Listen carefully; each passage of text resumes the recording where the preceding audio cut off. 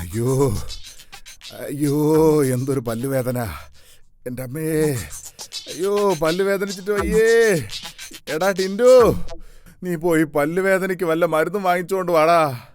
അവൻ അപ്പുറത്ത് ക്രിക്കറ്റ് കളിക്കാൻ പോയതാ. ഓ, അവന് ക്രിക്കറ്റ് കളിക്കാൻ കണ്ട ഒരു സമയം.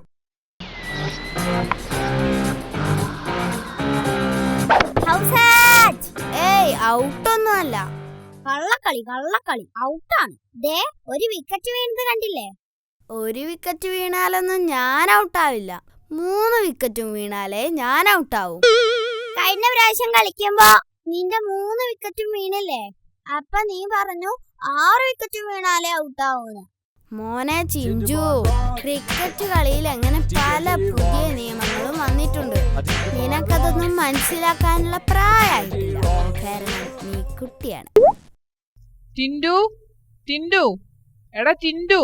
ആ, എന്റെ അമ്മ വിളിച്ചത് നിന്റെയൊക്കെ ഭാഗ്യം. ക്രിക്കറ്റ് കളിയിലെ ബാക്കി നിയമങ്ങൾ ഞാൻ വന്നിട്ട് പറഞ്ഞുതരാം. എന്താ അമ്മേ? എടാ നിന്നെ അച്ഛൻ വിളിക്കുന്നു. അച്ഛന് ഭയങ്കര പല്ലുവേദനയാ. എന്താ അച്ഛാ വിളിച്ചത്? എടാ ടിൻഡു, അച്ഛന് ഭയങ്കര പല്ലുവേദന. നീ പോയി പൽപ്പൊടി വാങ്ങിച്ചോണ്ട് വാ. പൽപ്പൊടി ഇവിടെ ഉണ്ടച്ചാ. ഇവിടെ ഉണ്ടോ? അതെന്ന് വാങ്ങിച്ചതാടാ? ആ, കഴിഞ്ഞ ആഴ്ച എന്റെ ഒരു പല്ല് പോയില്ലേ, ആ പല്ല് ഞാൻ ഇടിച്ച് പൊടിച്ചു ഒരു ഹോർലിക്സിന്റെ കുപ്പിയിലാക്കി വെച്ചിട്ടുണ്ട്. അത് പോരെ അച്ഛാ? ഓ, ഇവനെ കൊണ്ട് ഞാൻ തോറ്റു. എടാ ടിൻഡു, നീ മെഡിക്കൽ ഷോപ്പിൽ പോയി ഒരു പാക്കറ്റ് പൽപ്പൊടി വാങ്ങിച്ചോണ്ട് വാ. ശരി അച്ഛാ. ആ ടിൻഡു, പൽപ്പൊടി ആർക്കാന്ന് ചോദിച്ചാ നിന്റെ അച്ഛനാണെന്ന് പറഞ്ഞാ മതി കേട്ടോ. ആ ശരി അച്ഛാ, ഓക്കേ. ഓ, ഇവന് ഒരു പൽപ്പൊടി വാങ്ങാന്ന് പറഞ്ഞയച്ചിട്ട് നേരം കുറെ ആയല്ലോ. എവിടെ പോയി കിടക്കുകയാണാവോ? നീ എന്തിനാടാ ഇങ്ങനെ കരയുന്നത്? നീ പൽപ്പൊടി വാങ്ങിയില്ലേ? അയാള് മരുന്ന് തന്നില്ല അച്ഛാ.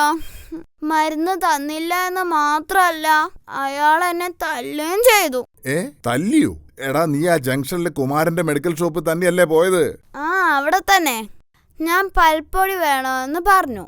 അപ്പൊ കുമാരേട്ടൻ ആർക്കാണെന്ന് ചോദിച്ചു. അപ്പൊ ഞാൻ പറഞ്ഞു നിന്റെ അച്ഛനാണെന്ന്. അപ്പൊ എനിക്ക് തല്ലും കിട്ടി.